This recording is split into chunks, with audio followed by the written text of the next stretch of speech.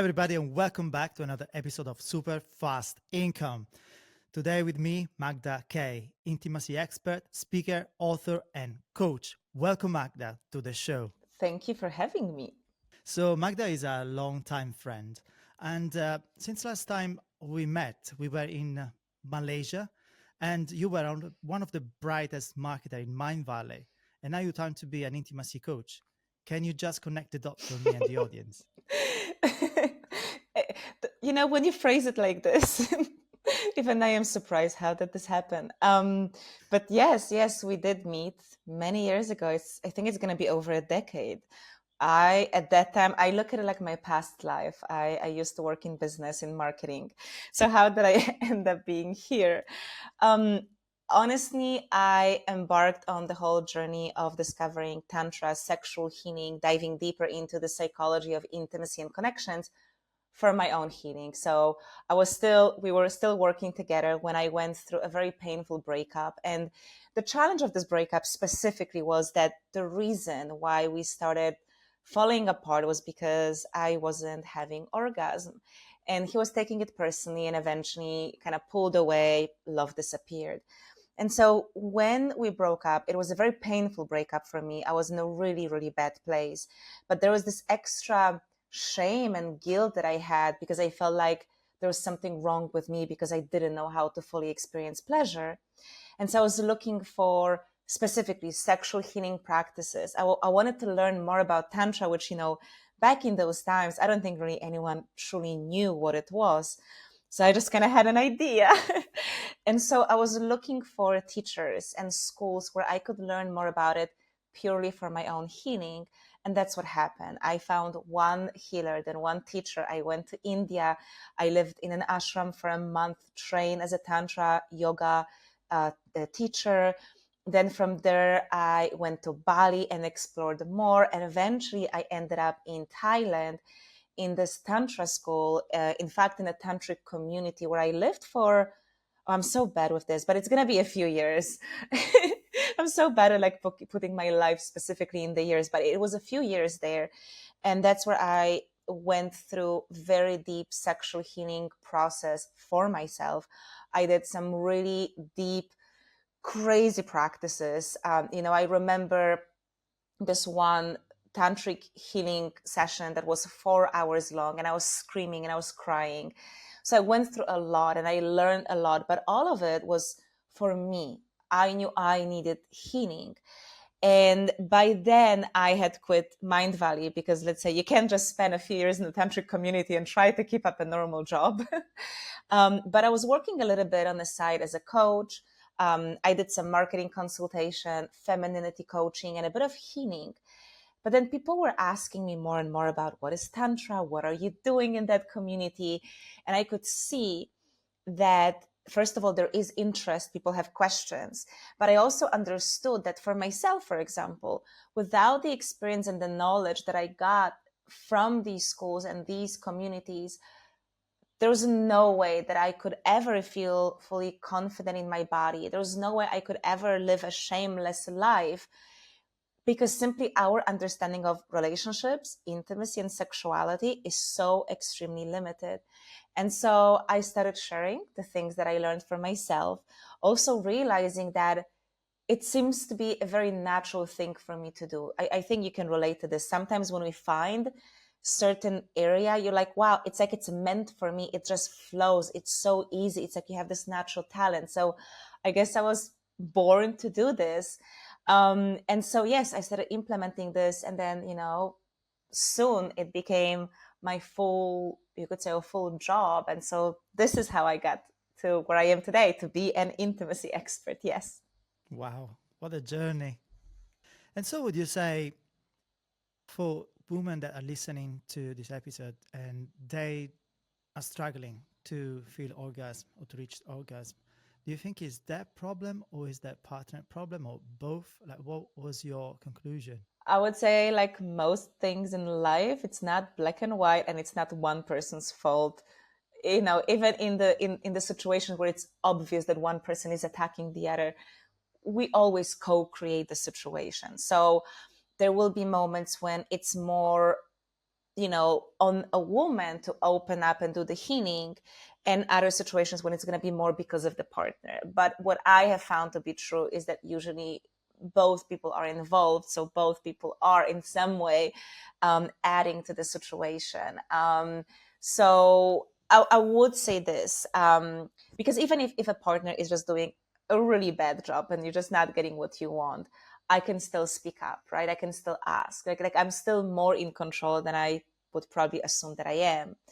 And in most cases, what I have found to be true is that women are shut down around our sexuality. We've gone through centuries of sexual shaming of female sexuality, and so it's not going to just change in one generation. Then suddenly women are going to be very connected to sexuality, and we're going to have no traumas and no painful negative beliefs around our body, genitals, and sex. So we're in the process of doing this, but let's be honest, the fact that our world has so many issues with sex on its own, it's not making the thing any faster or any easier. So I would say for vast majority of women, there is a lot of space for healing, to really look at, do you feel safe in your body? Do you feel safe letting go? What's the pain that you have stored in your body that you're trying to hold on to so you don't feel again? I honestly, from my experience, not just like myself, but the women that I've worked with, I would say that every woman has some painful story in her body that we could work on releasing, which would open us more to pleasure. And it's not just sexual pleasure, it's all pleasure and more like feeling more alive, like you're actually living your life to the fullest. That's very interesting. So basically, what we live in bed is a reflection of other areas of our life. Is that what you're saying? I think so. So speaking about money and sex, I feel like if you ever want to dive deep into any wounds that you carry, any trauma that you may have ever experienced, if you either speak about sex or about money, you're gonna get there. These two topics really, like, there's so much charge around this. Absolutely. Now, money is your field of expertise. So let me just speak about mine, which is the bedroom. But absolutely. And I think this is another area where I feel there's so much opportunity to learn and understand and heal. Instead, what we do is shame. We hide and we shame things. So like practically all of our sexual fantasies, it's a way of dealing or coping with something. So very often, the standard case, when you have a CEO who then goes and sees a dominatrix. And of course, it's pretty clear what he's doing is that he's balancing the power dynamic from his daily life. So in a way, he's coping with the reality of that he lives in on a daily basis. Now, it doesn't make the fantasy bad. It doesn't make him seeing a dominatrix bad or wrong. But absolutely, if we ever get curious, why am I into this type of sex? Why is it that this thing turns me on? Why is it that I don't want to do that thing? Why do I feel such strong resistance? Like, no, I would never do it. Why do I judge certain expressions of sexuality? If you're ever curious to go deeper, you'll see that you end up actually exploring yourself, your life, your past, and your mindset. So absolutely. And honestly, I'm a big proponent of, instead of shaming certain fantasies that we may feel scared that we have them, just be curious. Try not to judge, just be curious. And honestly, you can find some really interesting things about yourself. So being curious about our fantasies rather than be scared or judging them. Absolutely. And I'm sure you've seen this as well, right? Because like I said, money and sex is these two areas that really can really bring up a lot. I think anything in life that triggers us or causes any intense reaction, like if there is an intense reaction, there is a reason for it. We're all have so much to us that we are unaware of.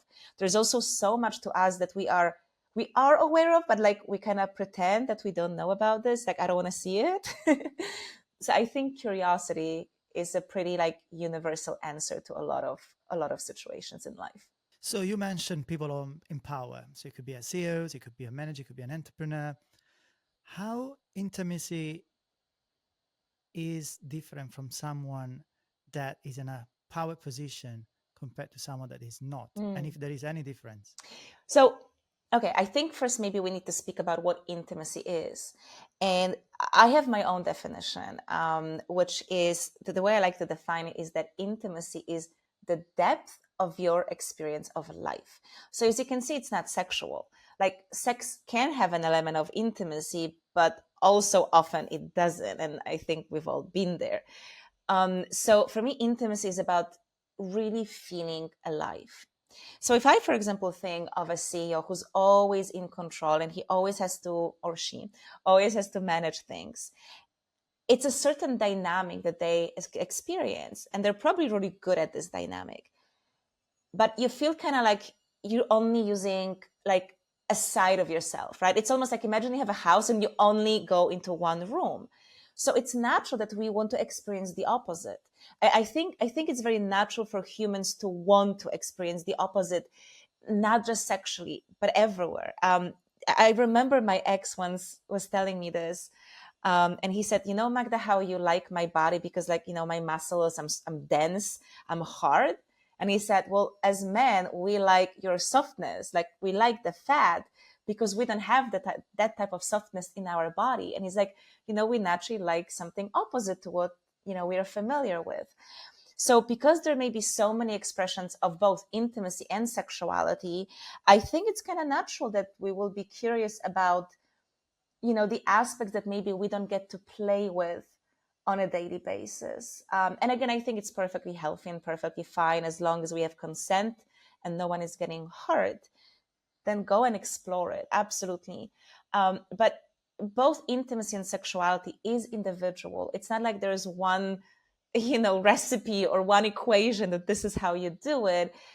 And so yes, it's going to be different probably for someone who is very stressed. Like, if I think of a CEO or any high manager, it's like you have to manage a lot. It's huge responsibility that's under you. So naturally you will need an outlet to release the stress. Of course, for many, especially men, but women as well, sex is one of the outlets to release stress, which also makes us engage in sex in a specific way. And sometimes sex just becomes like a stress release activity, which kind of deprives us of intimacy. So I think it is really helpful to understand, how does my daily life look like?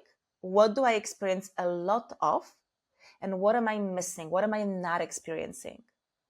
And totally, you can design your intimate personal life in a way that would balance your work life. And I think this is very healthy. That's quite a lot to digest. But yeah, I understand where you're coming from. So what would you say is a healthy balance in the expression of sexuality? Hmm. Okay, so here is how I look at things. I honestly think it depends on our goals and priorities in life. Because you'll have people who, for example, they're very focused on work and business. And they may choose that their intimate life is just not a priority right now. And I'm not going to tell them that this is wrong. There will be other people for whom, for example, their relationship is everything, but maybe they don't care about making money, or they don't care about their health, or they don't care about their social life. So I think it's okay that we have these different goals and priorities, and they will design our lives differently. We live in chapters, right? We live in chapters. And I've had phases, when I lived in this tantric community, everything was about intimacy and sexuality. But then I've had phases, not even long ago, actually, yeah, maybe like 2 or 3 years ago, when my intimate life was like not even the second priority, but maybe like the fourth, because I wanted to focus on my business and I wanted to focus on my training. I got into CrossFit and I really enjoyed it. So for me, the right balance is the balance that matches your desires and your goals at any given time in life. One thing I would say is that if you go for like a few years where your intimate sexual life is not treated with much priority, then maybe you want to pause and stop and just think, okay, I'm seeing the difference between a chapter of a book and a whole book that doesn't make space for this. So I think I would say anything more than 3 years, you want to stop and ask yourself, am I running away from something? right? Like, why is this not an important part of my life? But again, for some people, they can go a year or two and feel perfectly fine that their sexuality is just not as important. So I honestly, I love underlying the fact that it's really individual, depending on what we want from life. So for me, that's really the main answer here. Talking about intimacy and money, is there any relationship between intimacy and wealth? So I I think there are two ways how they link. And one is what we mentioned is that, whether you start with money or sex, if you go deep, you're going to find the same core wounds, the same negative beliefs that are blocking us. So usually what blocks me in sexual expression is going to be at the very core, like, really at the bottom, it's going to be the same that's blocking me from making more money. And you can also look at it in a way that sex is about really feeling alive, right? It's like really experience the power of creation, of being as alive as you can. And so is money. In our times, this is what money gives us, right? Money gives us opportunities to really experience life. And so often, if we in any form hide, there's any fear that makes us hide, then we hide from life. And we're going to hide from life in all aspects. I'm going to hide from life in a way that I won't allow myself deep pleasure, and I won't allow myself to fall madly in love, and I will not allow myself to be massively rich. So I find that often, there is a similar pattern that impacts these two areas of life. So that's kind of one level where I feel you can really see similarities between the two. What I also see, and again, like I said, everything, there are nuances in life, right? Nothing is black and white. It's not like we have an equation that is the same for every human being. We're talking about tendencies and see what resonates more with you. And then it gives us kind of insights into how it's good for you to proceed from there. Because another dynamic that I've seen is that sometimes people compensate. So they will go really massively into sexuality, and not even intimacy at this point, but sex. They will be very, very sexual, and that will be a way for them to compensate for not looking into money. But again, that expression of sexuality isn't really healthy because it's a form of compensating and hiding. In a way, it's a defense mechanism. And the other way around as well. So some people may go fully into making money so they don't have to look at any blockages around their sexuality. So that happens too. But then the third area is that you can actually combine the two, and you can use sexuality to expand your wealth, and you can use your wealth to expand your sexuality. And this is when we connect to the fact, like I said at the beginning, that both are expressions of being alive. So it's this feeling, I am really alive, I'm creating something, I'm expanding in my life. So I can borrow principles and some practices from one area and use them for the other, and it will help me expand this other area as well. Why do you think people are embarrassed or not ready to openly speak about their intimacy? And obviously, you are an intimacy coach. And so speaking about this online, what are the resistance that you found in people? Quite honestly, to be fair, I think the main reason why it's hard to talk about it is the fact that we don't talk about it. Anything, like, think about any challenge that you've had or any insecurity that you've had. Once you start openly talking about it, it becomes very easy. It's like there's all of this charge and heaviness, and the moment you bring it to light, it feels light. And so for me, the reason why I can talk about sex so openly is because I ended up living in a society, like in this community, the Tantra community, where we talked about sex all the time. And we talked about sex the same way we talk about the weather, or like, hey, what classes are you doing today? And so because that community was so neutral, was so accepting of anything related to sex, I naturally became very accepting, open, and neutral. But because, globally, it's like, oh, don't talk about it, right? There's so much story attached to it. We don't talk about this. You don't, like, I mean, money the same, right? It's like, it's the saying that, like, people are uncomfortable speaking about how much money they make, right? If it's not meant to be the topic you pick up at the dinner table. So if we keep being conditioned that there's a certain topic you shouldn't be talking about, then it's always going to be difficult to talk about this. So I honestly personally believe that one of the most important things anyone really, and I'm going to say should, not could, but should do, is to talk about sex more. You want to get to the place where talking about sex becomes, like I said, neutral. It's the same. I remember when I was doing some courses about money. And for example, this is a bit of I have a lot of stories from the past. My father went bankrupt. So that's still something that is impacting my relationship with money. And again, like I said, it impacts our sexuality. It impacts my trust towards men. So this one story impacts both of these areas of my life, right? But I needed to do work around money. And one of the advice is to repeat my prices until I feel perfectly comfortable, neutral saying them. And the advice was, when you quote someone, your voice should stay the same as if you were saying, yes, it's Friday, or yes, it's 8 a.m. Right?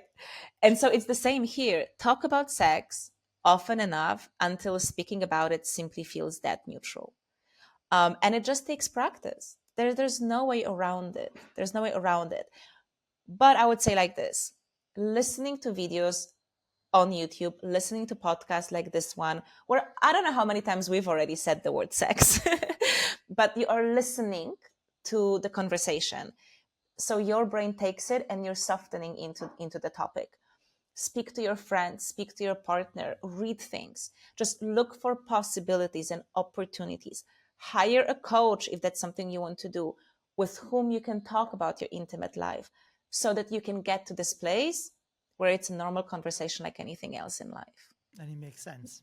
Are there phases that people go through to heal and become better in their intimacy? Oh, great question. um, so this is my experience with healing. And by the way, when I say healing, what I mean by this is, because I know these days healing has a lot of like maybe spiritual connotations, and for some people this word may not really land well. I have a bit of issues with this word myself. So what I mean by healing is, there's something I want and it's not happening. So I need to understand what's blocking me, what is the resistance, internal and external, and try to remove it. And then what is pushing me forward and how can I increase that? So that's really what I mean by the word healing. So what I find to be true is, and I kind of actually already answered this with the definition, but we're going to be in different situations. So the phases, like sometimes all you need is to simply add the fuel so that you move faster, with more confidence, with more energy forward, and you will experience more intimacy. Sometimes what you need to do is not move forward, but you need to first stop and understand what's pulling you back, and you need to remove that. And what I find is that we sometimes kind of have to focus on one, then on the other, right? So we sometimes need to move forward, and sometimes we need to stop and see what's pulling us back. I like to use this metaphor. So if you have your own house, let's say it hasn't really been cleaned for a while, then you need to do like general cleaning, and it's like really deep cleaning, right? But then at some point you have to say, okay, enough is enough. Like if you want to keep cleaning, you probably could keep cleaning. Like, you could like take off the windows, everything, right? Everything. But at some point you got to say, okay, enough is enough. And you now want to decorate your house and you want to live in the house. So now you want to enjoy the benefits, the outcome of the work that you did. But then every now and then you still need to keep doing a few things to keep the house clean, right? So maybe you vacuum clean once a week. So you do kind of like maintenance work to keep the house clean. And then at some point you may realize, oh wow, you know what? Like I haven't cleaned under the shelves for a while, so it's time for another maybe deep cleaning. Maybe not as big as previous one, but again, it's a bit more than just like weekly, dusting, etc. And so I find this is kind of the same when we want to heal really anything. So again, my field is intimacy, yours is about building wealth, but I'm pretty sure that this is, in my opinion, relevant for both. areas. It's you kind of move with this, right? If you find yourself extremely blocked, then you got to do the proper healing. Like you got to clean the house really. And sometimes all you need to do is like little maintenance, so that you can keep moving forward. But also make sure that you don't get stuck in the phase of trying to, uncover all those reasons to hide from life, because then you also forget to just live. So these are like it's not like, it's not a linear process in my experience. It's more like a cycle, you could say. It kind of sometimes few steps forward, one step back. Sometimes you go right, then you go back. It's more like a matrix, I would say. That's my experience. Yeah, and I always say it's like you're never not healed and you're never healed, right? It's a scale. You can always do more. You can always be better. Like you said, an expert, right? It's like, when is the point that now you're an expert? You can always be a bit more an expert, right? It's not a point, it's a scale. And so to me, it's basically about, okay, what else can I do to move closer to this ideal scenario? How can I be even better, even more healed? How can I have even more intimacy? So that's how I like to look at it. And this is what it means. Yeah, it's never ending. You can always do more. It's up to you how far you want to go. So Magda, for those people interested in engaging with an intimacy expert or an intimacy coach, how that will first session will look like? What kind of questions or exercise you would go through with them? Well, I can only speak about how this kind of work would look like with me. Just so you know, there are, of course, multiple intimacy coaches, and I really do believe in picking the one with whom you have, like, you feel aligned. So, for example, in my case, I never take one-on-one clients before I get on a call, because this call serves for us, of course, also to ask questions and see, like, how do we want to work together? Am I the right coach for you? As in, can I actually help you with the challenges that you have? But a big part of it is for both of us actually to listen to the body and say, do we want to do this work together? Because, we're talking about intimacy. So by definition, it's going to be intimate type of work. We go deep. It's like choosing a therapist or a psychologist. We want to make sure that you feel good with me. So this is really like the discovery call serves for that. Now, I predominantly these days work with people online, also because I move around and I have clients from all around the world, and I understand that there aren't that many people who do the work that I do. And I'm very grateful for the internet, for the technology that allows us to connect with people all around the world. And it's not a limitation. Like there's massive, incredible work we can do online that I have been doing with clients. So I like to work with my clients for a couple of months together, because this allows us to go deeper.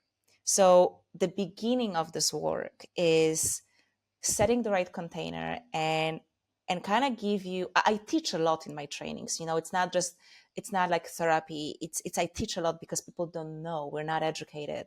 There's tons of education that we're missing.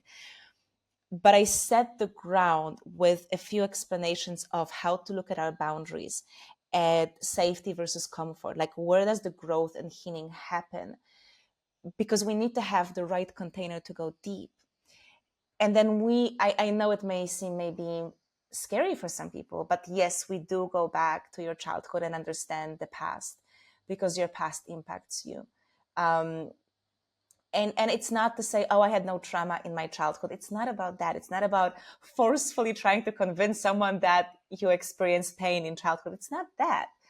But our relationship to our primary caregivers impact how we relate to ourselves and our partner in the future.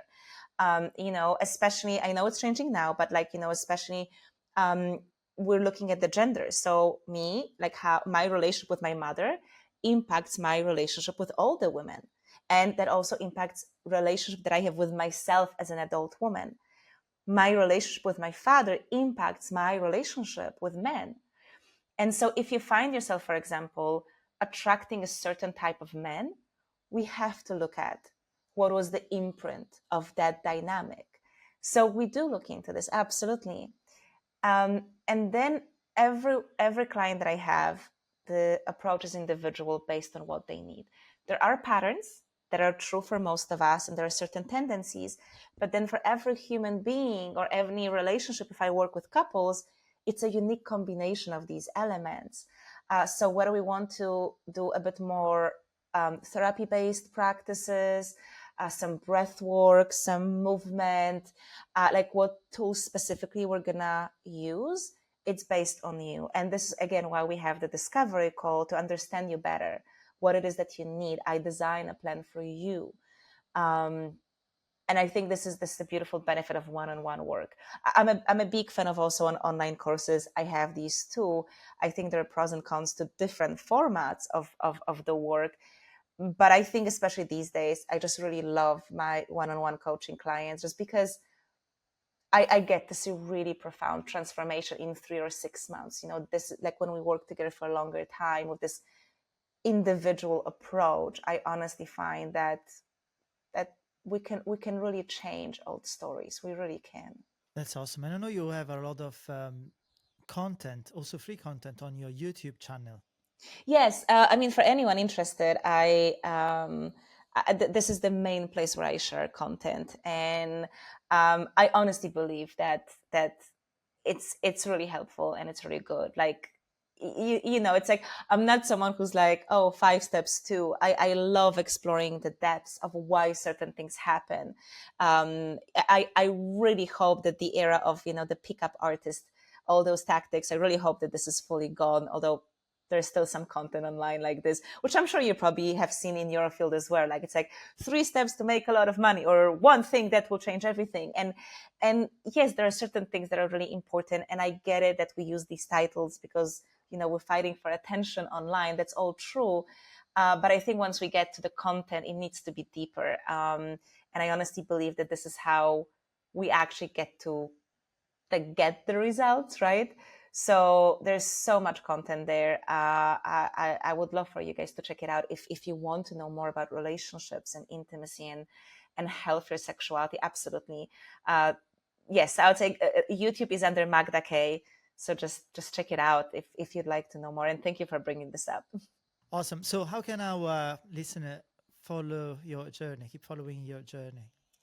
Well, first of all, thank you so much for having me. And if you guys are interested in more, I want to say I'm really, really passionate about this. I'm so grateful that you're bringing this topic to your community. Like, I just kind of wish I could be everywhere to talk about this, you know, especially in business areas where maybe a lot of people don't have a lot of space to discuss this. So again, thank you for making space for this, for your community.